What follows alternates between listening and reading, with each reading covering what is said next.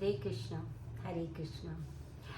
सभी भगवत गीता पारायण कक्षा में जुड़े हुए भक्त और अन्य सभी भक्त जो भगवत गीता में अपनी आस्था रखते हैं, भगवान कृष्ण को अपना सर्वस्व मानते हैं, उन सभी को मैं हृदय से उनका अभिवादन करती हूँ, उन्हें प्रणाम करती हूँ।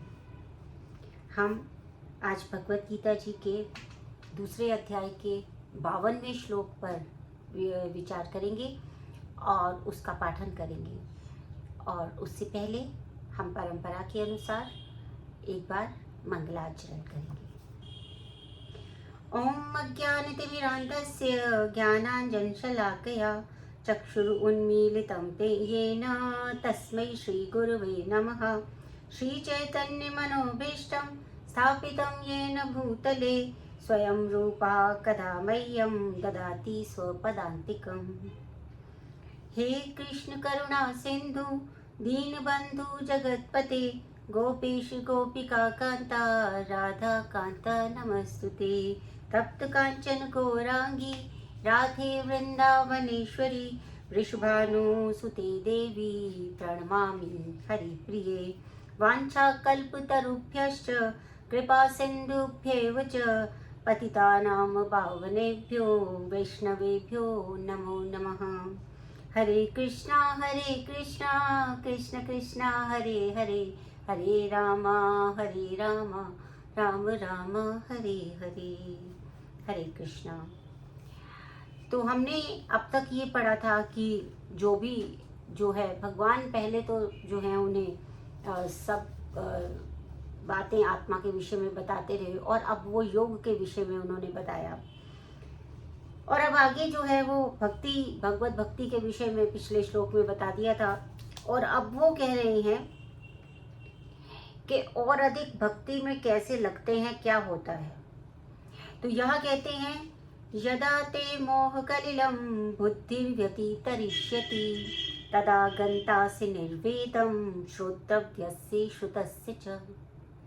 अर्थात जब तुम्हारी बुद्धि ये मोह रूपी सघन वन को पार कर जाएगी तो तुम सुने हुए तथा सुनने योग्य सभी के प्रति अन्य मनस्क हो जाओगे।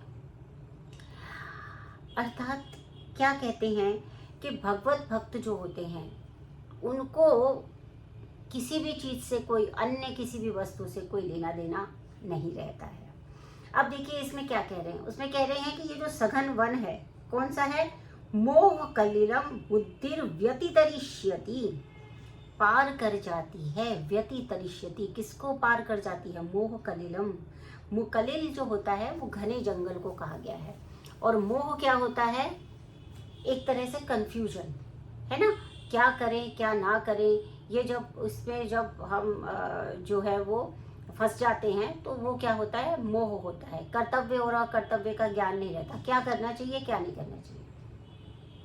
अब इसका क्या अर्थ हुआ, इसका अर्थ ये हुआ कि क्या है कि ये जो संसार है सारा, इसमें ना बहुत सारी बातें हैं, सबके पॉइंट ऑफ व्यू से।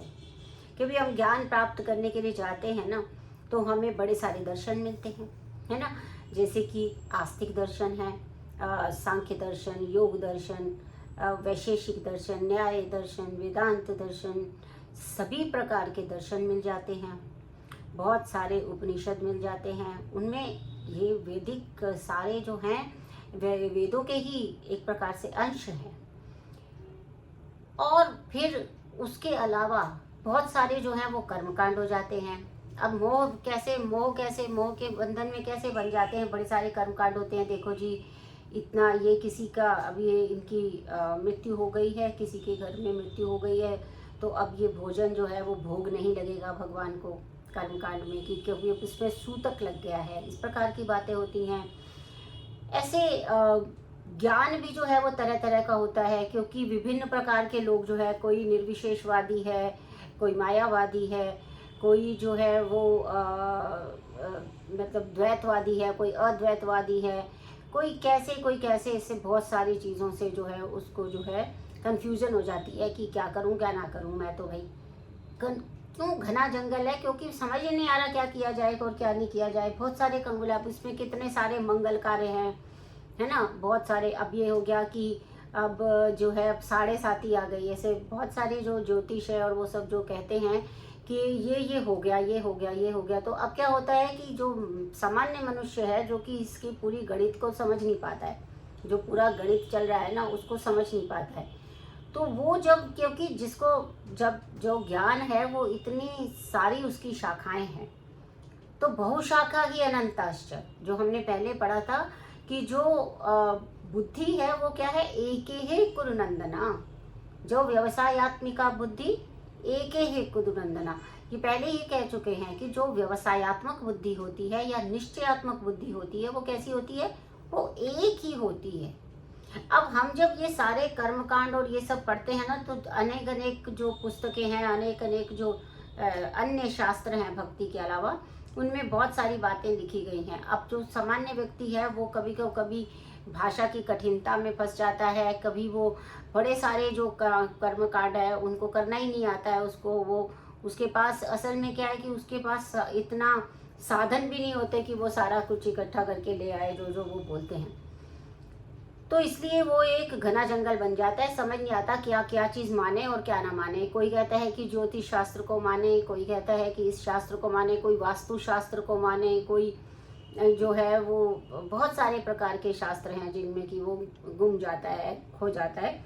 तो वो ये कहते हैं कि यदा दे बुद्धि व्यतितरिष्यति, जब वो बुद्धि ये सारे ये जो घना जंगल है इससे पार हो जाती है, तदा गंधासी निर्वेदम, तब तुम क्या होगा, अन्य मनस्क हो जाओगे, ये सारी चीज़ों की तरफ अन्य मनस्क हो जाओगे। कब हो जाओगे, जैसा कि माधवेंद्रपुरी जो है एक बहुत बड़े भक्त हुए हैं, तो भक्त परंपरा के मतलब एक महान भक्त हुए हैं वो, उन्होंने क्या कहा, संध्यावंदन भद्रमस्तु भवतो भव स्नानम तुभ्यम नमो। उन्होंने कहा कि हे संध्या वंदन, जो संध्या वंदन किया जाता है, त्रिकाल प्रार्थनाएं करते हैं, सुबह प्रार्थना, दोपहर प्रार्थना, रात को प्रार्थना। उसने कहा कि हे मेरी त्रिकाल प्रार्थनाओं क्या हो, तुम्हारी जय हो। भक्त है ये। भो स्नान तुभ्यम नमो, भो देवः पितरश्च तर्पण विदौ नाहं क्षमा क्षम्यताम। अर्थात मैं तो आप हे देवतागण, हे देव, भो देवः पितरश्च, जो पितर हैं हमारे, उनका देव पितृगण, जब भी मैं तर्पण विधौ ना हम क्षमा क्षम्यताम, आप लोगों के लिए मैं क्या हूँ, तर्पण करने में असमर्थ हूँ।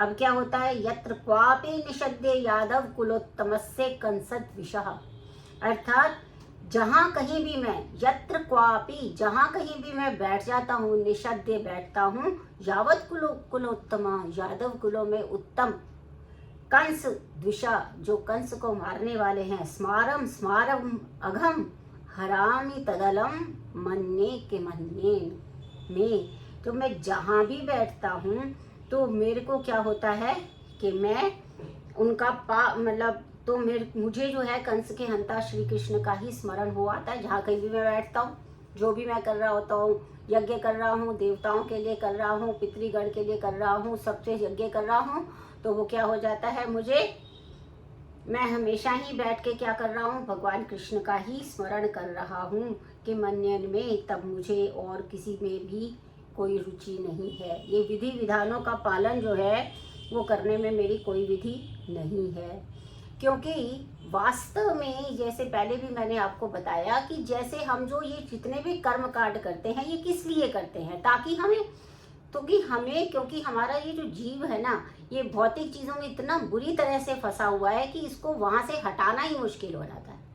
अब उसको हटाने के लिए किस चीज़ का हम प्रयोग करते हैं, आकर्षित करने वाली चीज़ों का करते हैं कि कोई आयोजन होगा, कोई यज्ञ का आयोजन होगा, उसके लिए स्पेसिफिक सामग्री आएगी, उसके लिए ब्राह्मण आएगा, उसके लिए उसके नए वस्त्र आएंगे, ये सब होगा। ये जो भौतिक चीज़ें जो हम ला के दे रहे हैं उस ब्राह्मण को, और वो जब यज्ञ कर रहे हैं तो उसमें एक प्रकार की बड़ी तुष्टि मिलती है, मतलब कम से कम उतने समय के लिए तो हम क्या करते हैं, उसमें रखा होता है ना कि ये वाला यज्ञ करना है, तो चलो जी ये वाले यज्ञ करने से पहले इतने दिन का ब्रह्मचर्य होना चाहिए, फिर उसके बाद आप शुचिता से रहेंगे, इतने दिन तक आपको केवल लंघन करना है, उपवास करना है, फिर आपको क्या करना है कि इतने दिन तक आपको क्रोध नहीं करना है, आपको एक वस्त्र धारण करना है, आपको हर हाल में केवल सात्विक भोजन ही करना है, कोई भी मांस आदि का प्रयोग नहीं करना है।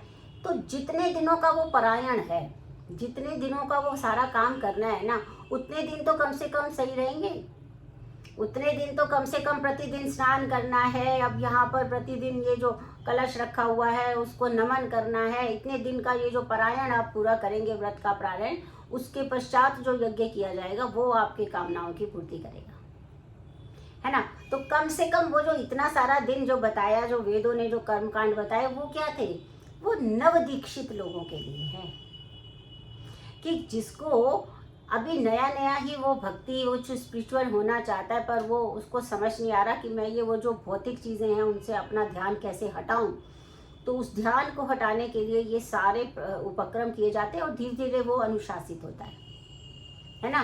वो पहले सुबह सुबह उठना है, प्रातः स्नान करना है, त्रिकाल संध्या करनी है, तीनों समय संध्या करनी है, तीनों समय शुद्ध होना है, भोजन शुद्ध लेना है, वाणी शुद्ध उपयोग करनी है, ब्रह्मचर्य का पालन करना है। तो इंद्रियों पे नियंत्रण होने लगता है, कम बोलना है, वाणी मौन व्रत रखना है ना।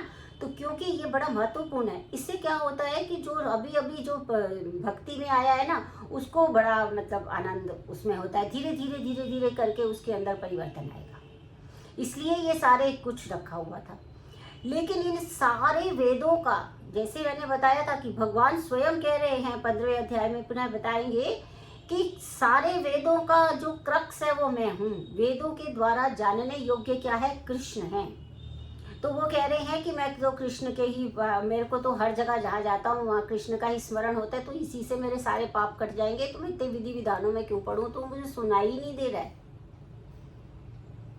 तो अन्य मनस्क हो जाता है, यानी कि उसको सुनने में अब मेरी कोई रुचि ही नहीं रही है। क्यों नहीं रही है रुचि? क्योंकि जो मेरा अंतिम लक्ष्य है भगवान कृष्ण को प्रसन्न करना, भगवान कृष्ण के धाम चले जाना वापस, वो तो मेरा ऐसे ही पूरा हो रहा है। अब हम इसे दूसरे तरीके से देखते हैं कि भक्ति कितनी ही सुंदर जो है विधि है।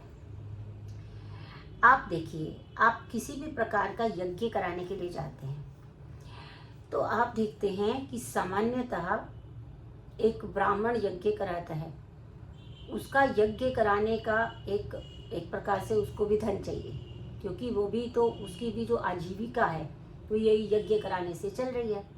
तो आजीविका वश वो जो भी यज्ञ कराता है उस यज्ञ में उसको धन चाहिए। इसी प्रकार से यज्ञ की पूर्ण उसके लिए आहुति देने के लिए सामग्री चाहिए, घी चाहिए, दूध चाहिए, दही चाहिए, दिया चाहिए, बाती चाहिए, बहुत सारा सामान चाहिए। और आप ये देखें कि भगवान ने ये जो सृष्टि बनाई है, ये भगवान की बनाई हुई सृष्टि कैसी है? ये भगवान की बनाई हुई सृष्टि में सब प्रकार के लोग जीव हैं, दरिद्र भी हैं, धनी भी हैं, मध्यम भी हैं, सभी प्रकार के हैं। तो यहाँ कहने का अभिप्राय क्या है? माधवेंद्र क्या कह रहे हैं कि ये जो विधि विधान है ना, कंपल्सरी नहीं है। ऐसा नहीं है कि इनको किए बिना भगवान मिलेंगे नहीं, क्योंकि भगवान तो सबके लिए समान है। समोहम सर्वभूतेभ्य, भगवान आगे बताएंगे, समोहम सर्वभूतेभ्य। तो ना द्वेष्टि ना कांक्षति, यानी कि मुझे किसी से कोई प्रेम नहीं है, मुझे किसी से कोई घृणा नहीं है। वो दरिद्र हो, धनवान हो, इससे भगवान को कोई लेना देना नहीं है, क्योंकि ये दरिद्रता वाला जो शरीर मिला है वो भी अपने कर्म से उस जीव को प्राप्त हुआ है, और वो अपने ही कर्म को भोगने के लिए नए नए शरीर ले रहा है। वो पुराने हो सकते हैं, गरीब हो सकता है, अमीर हो सकता है, कुछ भी हो सकता है। लेकिन यहाँ पर जो विशेष बात समझने की है वो ये है कि ये विधि विधानों से अन्य मनस्क होने का अभिप्राय क्या है? कि यदि मेरे पास साधन कोई है ही नहीं, मेरे पास साधन कोई भी नहीं है, तो क्या है मेरे पास? मेरा वाणी है ना। तो मैं हर समय जो है भगवान का स्मरण कर सकती हूँ ना। हरे कृष्णा कृष्ण कृष्ण हरे हरे, हरे राम राम राम हरे हरे। कुछ भी नहीं लगा, कोई भी मुझे कोई नियम कानून कुछ की आवश्यकता उस तरह से नहीं है। जब तक भी, जिस समय भी मैं जहाँ भी बैठूं, यदि मुझे भगवान कृष्ण को स्मरण कर रही हूँ, जहाँ भी बैठूं, जहाँ भी जाऊं, जो भी कार्य करूं, मैं केवल भगवान कृष्ण का स्मरण कर रही हूँ, तो फिर मुझे और किसी भी विधि विधान, ये सब पूजा पाठ कर्म कांड, इस सब की आवश्यकता नहीं है। क्योंकि भगवान तो केवल यही चाहते हैं कि जो भी हो मेरा स्मरण करो, मुझे याद करो। और जब हम भगवान को स्मरण करते हुए कोई काम करेंगे ना, तो गलत काम अपने आप ही नहीं होगा, तो कर ही नहीं पाएंगे। तो देखिए, तो उसमें ये है कि इससे ये भी पता चलता है कि भक्ति जो है वो एक ऐसी विधि है जो सभी के लिए सुलभ है, सभी के लिए सुलभ है, सभी के लिए वो ओपन है। भगवान को स्मरण करना, भगवान का नाम लेना कहीं मना नहीं है। वो हम एक वस्त्र में करें, अलंकारों से भर भर के करें, या कुछ भी ना करें तो भी। और भगवान स्वयं भी अभी 9वें अध्याय में कहेंगे, पत्रम पुष्पम फलम तोयम, यानी कि क्या, मेरे को ज्यादा कुछ भी नहीं चाहिए। मुझे तो पत्र, पुष्प, फल, पानी भी, अगर कुछ भी नहीं है तो 2 बूंद पानी भी मुझे स्मरण करके मेरे आगे रख देंगे, तद हम अश्नासी, यानी तब मैं उसको ग्रहण करता हूँ, मैं ग्रहण करता हूँ उसको। इसका मतलब है कि दरिद्रता भक्ति में बाधा नहीं है। कर्म कांडों को पूरा करने के लिए धन की आवश्यकता है, इसमें किसी की कोई आवश्यकता नहीं है। तो ये बहुत ही अच्छी विधि है, यहाँ पर ये बताना चाह रहे हैं। और इसमें इतना कन्फ्यूजन ही नहीं है, कोई है ही नहीं, साधन ही नहीं है हमारे पास। कन्फ्यूजन की तो बात में आएगी ना। किसी के पास साधन होगा, अब जैसे मान लीजिए कि मेरे को कहीं जाना है, अब मेरे पास मान लीजिए साइकिल भी है, मेरे पास स्कूटी भी है, मेरे पास कार भी है।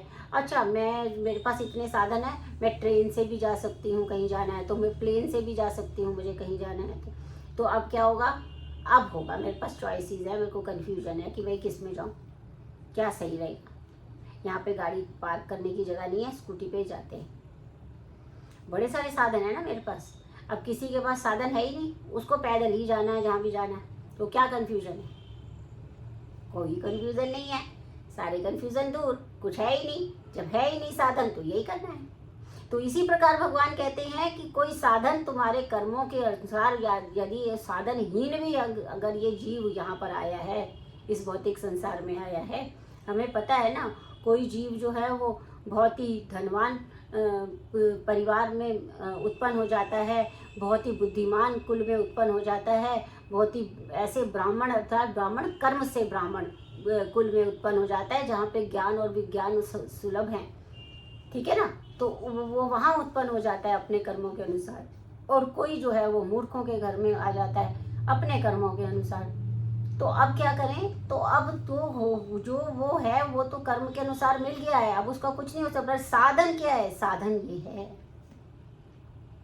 है ना। तो भगवान के ते स्मरण करो, तो जितना उनका नाम लिया जाएगा, जितना उनको स्मरण किया जाएगा, सारे जो भी अलंकारिक भाषा है, ये करने से ये मिलेगा, वो करने से वो मिलेगा, ऐसा करने से शगुन हो जाएगा, ऐसा करने से अपशगुन हो जाएगा। देखिए आप यहाँ पे समाज में जाएंगे, आपको कितने लोग कितनी तरीके के शगुन अपशगुन बता देंगे, और उन सब में क्या होता है, बुद्धि भ्रमित हो जाती है, ऐसा कि नहीं किया ना इसीलिए ऐसा हो गया। तो ये भ्रमित होने की आवश्यकता ही नहीं है, केवल भगवान का नाम स्मरण करना है बस। भगवत गीता बहुत सरलता से भगवान को प्राप्त करने की विधि बताती है। तो इसके आगे क्या कहते हैं, श्रुति विप्रतिपन्ना ते यदा स्थास्यति निश्चला समाधो वचला बुद्धिस्तदा योगम अवाप्स्यसि। अब वो क्या कहते हैं भगवान की, जब तुम्हारा मन वेदों की अलंकारिकमयी भाषा से विचलित ना हो और वह आत्म साक्षात्कार की समाधि में स्थिर हो जाए, तब तुम्हें दिव्य चेतना प्राप्त हो जाएगी। इसका क्या अर्थ है, वेदों की अलंकारमयी भाषा क्या है, योगम क्या है, और प्राप्त क्या करना है। वेदों की अलंकारिक भाषा क्या है, भाई तुम्हें अगर पुत्र चाहिए तो तुम पुत्रेष्टि यज्ञ करो, अलंकारिक भाषा है। अर्थात या फिर ऐसा करो तो तुम्हें क्या मिलेगा, मृत्यु के पश्चात स्वर्ग मिलेगा, स्वर्ग में क्या होगा, वहाँ पर सुंदर सुंदर अप्सराएं होंगी, वहाँ पर बहुत ही सुंदर तड़ाक होंगे, पानी होगा, झरने होंगे, फूल लगे हुए होंगे, बहुत ही अच्छी समीर सुगंधित बह रही होगी, कोई कष्ट नहीं होगा, सब तुम्हारे पास सेवा करने के लिए लोग होंगे। तुम यज्ञ करो, तुम ऐसा यज्ञ करो कि तुम्हें स्वर्ग मिल जाए, अथा तो स्वर्ग जिज्ञासा, अथा तो धर्म जिज्ञासा। तो ऐसी अलंकारिक भाषा है और तुरंत मिलेगा फल। अगर तुम ये यज्ञ करोगे तो देखना तुम्हारा घर धन धान्य से भर जाएगा। तुम्हें ये चाहिए, तुम्हें जो है पद प्रतिष्ठा चाहिए, नहीं मिल रही है, तुम ये कर्म कांड करो और देखो तुम्हारा पद और प्रतिष्ठा कैसे मिलती है। ये सब क्या है? ये अलंकारिक भाषा है जिसमें हम ट्रैप हो जाते हैं। हमको भी लगता है कि अरे हमारी नौकरी तरफ पदोन्नति नहीं हो रही है, कर लेते हैं, क्या जा रहा है ना। ये ऐसा करते हैं, इसीलिए जो है चलो ये धागा भी बांध लेते हैं, कोई बात नहीं। उन्होंने कहा है कि 4 नींबू लो, उसको यहाँ रखो, उसको वहाँ रखो, ऐसा ऊपर नीचे रखने से ऐसा फल होगा, ऐसे रखने से ऐसा फल होगा, यहाँ रख देते हैं नज़र नहीं लगेगी, वो कर देते हैं ये नहीं होगा। ये सारी चीज़ें करते हैं, क्यों करते हैं? क्योंकि भौतिक संसार में इतने फंसे हुए हैं कि हमें लगता है कि चलो कोई बात नहीं, अगर हरी मिर्च यहाँ टांग देने से काम होता है तो क्यों नहीं टांग देते हैं। लेकिन वास्तव में क्या है कि हमें ये समझना चाहिए कि हरी मिर्च टांगने से काम नहीं होना, 2 नींबू लटकाने से नज़र नहीं चढ़नी या उतरनी, कुछ नहीं होना।